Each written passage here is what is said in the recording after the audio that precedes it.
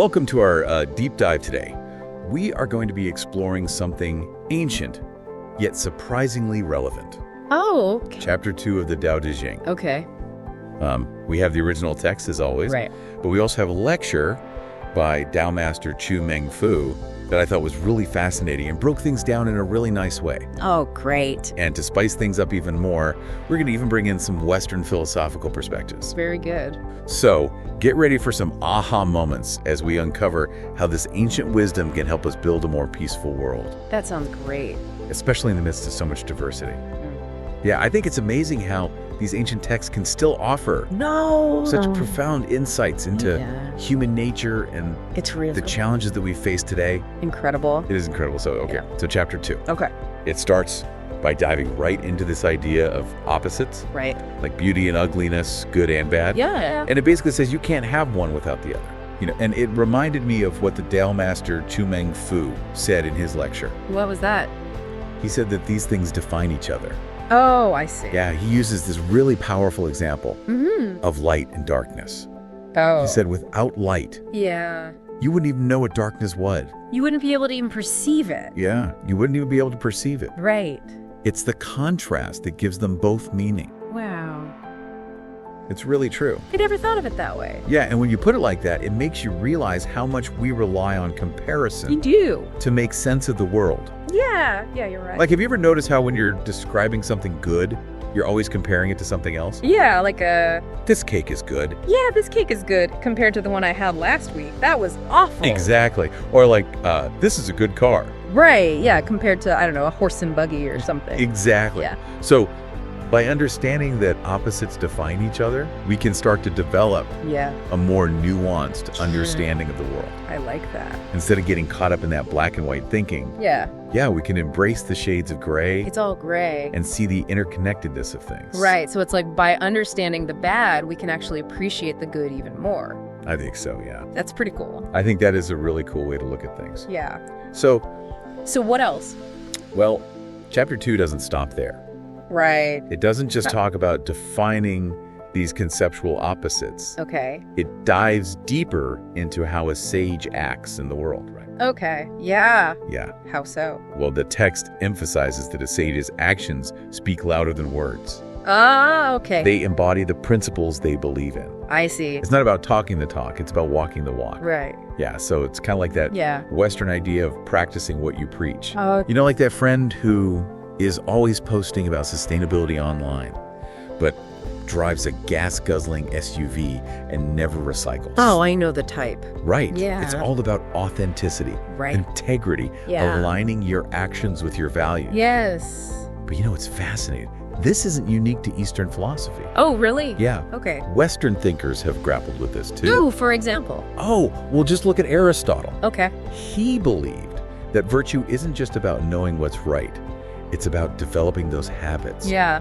of good character. Interesting. And he even had a term for it, ethos, Mm-hmm. which is where we get the word ethics. That's fascinating. I know, it is really interesting, right? Yeah. So both Taoism and Aristotelian ethics, they emphasize Yeah. the importance of living in accordance with your values. Interesting. And they both acknowledge that words without action are empty. Right. But the Dao De Jing doesn't stop there. It doesn't. No. No. It goes on to explore this fascinating concept of Wu Wei. Wu Wei. Yeah. Okay. It's often translated as non-action. Non-action. Yeah, now hold on. Okay.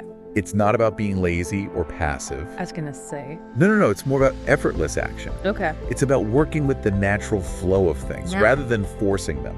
Instead of resisting, you're Going with it. You're going with it. Yeah. And Dao Master Chu Meng Fu, in his lecture, he gave this brilliant analogy.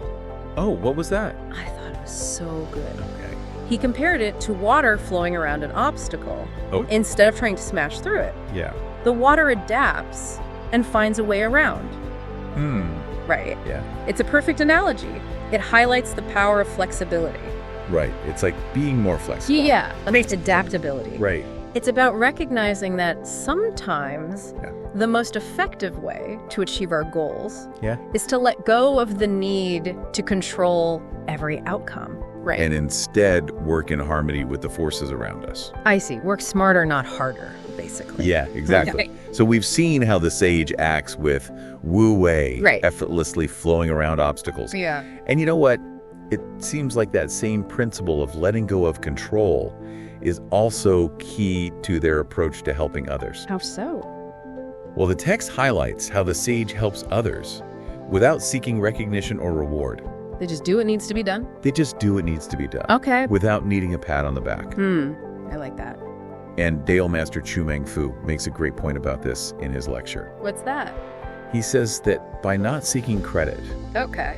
the sage avoids creating envy and conflict. Right. It's like they're operating on a different level of awareness, Yeah. free from that ego's need for validation. Right. It really challenges us to examine our own motivations, Yeah. when we help others. I see what you're saying. Are we doing it out of genuine compassion? Uh. Or are we seeking that recognition and praise? That's a good question. It's a good question. Yeah. And it reminds me of a time, I don't know if this has ever happened to you, Oh, yeah. Tell me. but a coworker took all the credit for a project Oh. that I had done most of the work on. Oh, no. I know, and it made me feel Resentful, probably. so resentful, and it definitely damaged our working relationships. For sure. And that is a classic example of how that ego's desire Right? for recognition can create disharmony. Yeah. Yeah, that makes sense. And it highlights the wisdom of the Dao De Jing. Uh-huh. True peace and happiness, Yeah.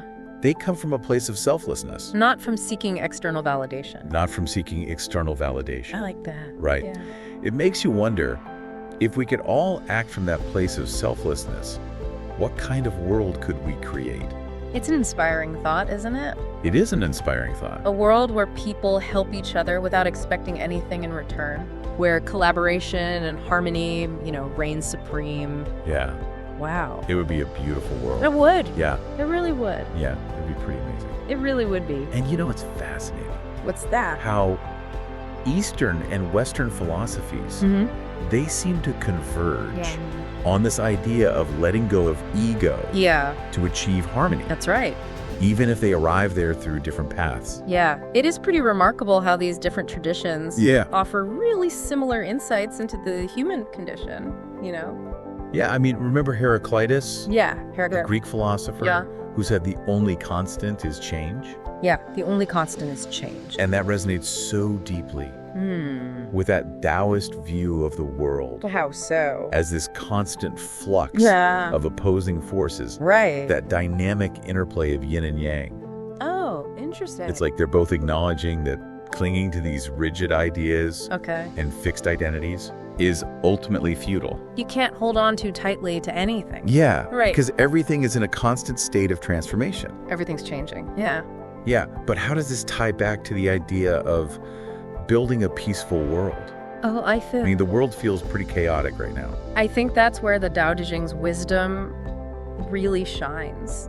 It encourages us to embrace that constant change. Right. Right, to adapt to it like water flowing around an obstacle, remember? Oh, yeah. And chapter 2 specifically highlights this idea of non-attachment, Okay. accomplishing without clinging to achievements. So it's almost like the sage operates Yeah. with a sense of detachment Yeah, from the outcome. that's right. They do what needs to be done Right. without getting caught up in the need for recognition or reward. Exactly. And the Dao De Jing suggests that this detachment is really a key to unlocking true peace and happiness, And then this isn't just some kind of abstract philosophical concept. Right. It has practical implications for how we navigate the complexities of the modern world. It's interesting because this concept of non-attachment, Yeah. it also shows up in Buddhism. Really? Yeah. How so? They call it letting go of desires and attachments. Okay. And they believe that's the path to liberation from suffering. Interesting. Yeah, it's fascinating how these ancient wisdom traditions, It is. originating in different cultures, Yeah. they seem to converge on this core idea. Wow. Letting go of the ego's need for control, for validation, Yeah. for clinging to specific outcomes. Okay. It seems to be like a universal key Uh-huh. to unlocking a more peaceful and harmonious existence. It makes you wonder if a lot of the conflict we see in the world stems from this very human need to be right, to win, to have things our way. You're absolutely right. When we're attached to being right, to getting our way, we create resistance. Right. We bump heads with others who have different perspectives, different beliefs, different ways of seeing the world. And maybe that's where the Dao De Jing's emphasis on wu-wei comes in. Yeah, I see what you mean. It's not about passively accepting injustice or wrongdoing. Okay. But it's about choosing our battles wisely. Right. Recognizing that sometimes the most effective way to create change is through gentle persuasion. Yeah.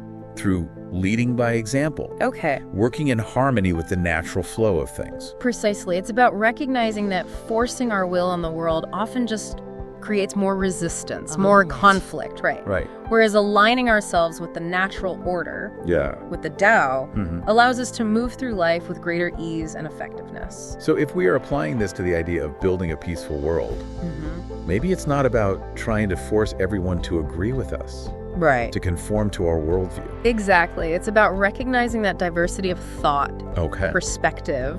This is a natural part of the human experience. Right. It's about finding ways to coexist peacefully with those who hold different views, even if we disagree with them. It sounds incredibly challenging. Well, it's especially in a world that feels increasingly polarized. It is challenging, but it's not impossible. Yeah. And remember, the Dao De Jing reminds us that challenge is a necessary part of growth, just as light and darkness define each other. Right. Difficulty and ease are interconnected. I see. Without challenge, there would be no progress, no evolution. So it's not about avoiding conflict altogether. No. But about learning to navigate it. That's right. In a way that minimizes harm. Yeah. And maximizes understanding. You've got it. It's about cultivating the wisdom. Right. To discern when to engage and when to let go. Okay. When to push forward and when to yield. It's like learning to dance. Yeah. With the complexities of life. That's a great way to put it. To move gracefully with the ebb and flow of change. Right. Rather than trying to control every step. Exactly. But how do we actually put these principles into practice? How do we cultivate? That's the million-dollar question, and that's what we'll explore in the final part of our deep dive. Okay.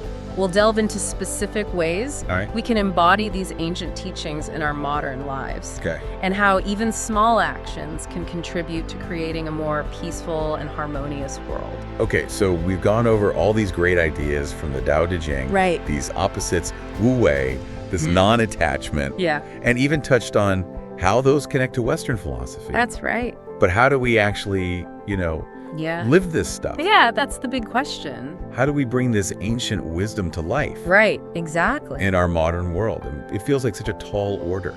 It's true. It can feel a bit overwhelming. Especially when, the news is always... We're not, sages living on mountaintops. Right. Boy. It's just constant negativity and conflict. But remember what we were saying about wu-wei? Yeah. It's about working with the natural flow of things, not trying to force our will on this chaotic world. Okay. And even small shifts in our perspective can make a difference. So instead of feeling like we have to solve every global problem, we can focus on what we can control. Right. Our own thoughts and actions and reactions. Exactly. Like Tao Master Chu-Ming Fu said in his lecture, the greatest journey begins with a single step. Right. I like that. So we can start by cultivating more awareness in our daily lives. Okay. For example, think about a time you got caught up in like a heated argument online. How did that feel? Did it actually change anybody's mind? I try to stay away from those. It's like everyone's just trying to shout the loudest. Yeah, it's exhausting. It's exhausting. It's rarely productive. It really is. Yeah. So what if next time, okay, instead of firing back with some kind of snarky comment, you take a breath and ask a genuine question to try to understand the other person's perspective? Okay. That's wu-wei in action. I see what you're saying. You're kind of redirecting the energy of that conflict rather than fueling it. It's choosing to go with the flow of the conversation instead of resisting it, which just creates turbulence. Exactly. And thinking about non-attachment. Yeah. Seems like that could apply to how we deal with setbacks. Okay. Challenges. Instead of getting super attached to things going exactly our way, we can practice rolling with the punches, Exactly. The Dao De Jing encourages us to let go of the ego's need for control. Okay. Embrace the unexpected twists and turns of life. So it doesn't mean we don't have goals. No, not at all. But it's about not letting our self-worth get all tangled up in whether we achieve them perfectly or on this, predetermined timeline. Yeah, it's about celebrating our successes without getting a big head. Learning from our failures without beating ourselves up. So it's about realizing the journey is just as important That's right. as the destination. Beautifully put. And it's about finding joy in the simple things. Yeah. In the act of creating and helping and connecting with others. That's right. Rather than constantly chasing external validation. Yeah. Imagine if that became our collective focus, Not just individual striving, but contributing to a more vibrant, interconnected world. That's a beautiful vision. It's pretty inspiring, isn't it? And it reminds me of that line from chapter 2, where Laozi talks about the sage accomplishing without clinging to achievement. Right. It's like they're not driven by ego, Yeah. but by this deeper sense of purpose. Right. This desire to contribute to the greater good. It really is a powerful image, isn't it? Yeah.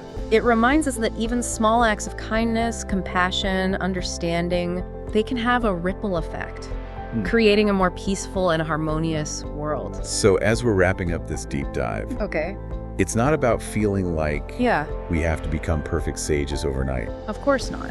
It's about taking those small steps. That's right. Incorporating these principles into our daily lives. One interaction at a time. One interaction at a time, exactly. If everything is interconnected, as the Dao De Jing suggests, then even the smallest non-action, a kind word, a moment of listening, a choice to let go of anger, can ripple outward, creating a more peaceful and joyful world. It is a beautiful thought to end on. What a thought-provoking way to end this. I know, it's been a really great discussion.